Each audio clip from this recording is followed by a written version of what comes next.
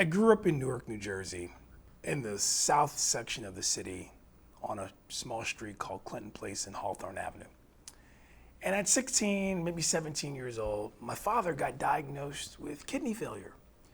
And he was the primary breadwinner, as my mom spent a good chunk of her life raising their 6 children. And that was my first brush with poverty as I knew it. Up until then, we lived a good life. I had food, I had clothes, etc.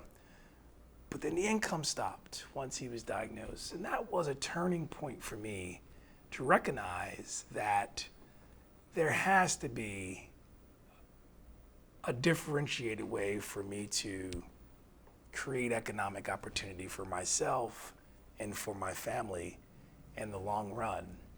And that took me down the path of being curious. Not a woe is me story, not a, oh my God, look at this kid. It just took me down the path of being curious around how wealth was created in this country. And so I became curious about Wall Street, about medicine, about law. And what I realized is that I really liked business. I was good at math, I was good at numbers then, and this idea of putting $1 in to something and figuring out how to extract 5, it's the very basic tenet of business.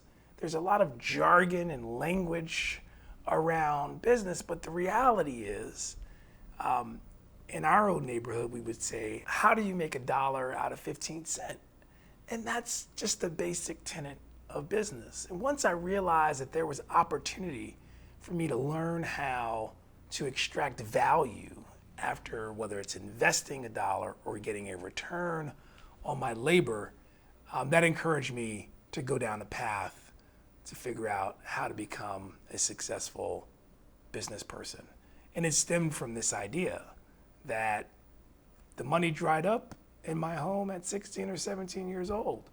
Things got better. But that was the flip of the switch in the room for me that said I need to become more curious about ways in which I can create real wealth for myself and my family.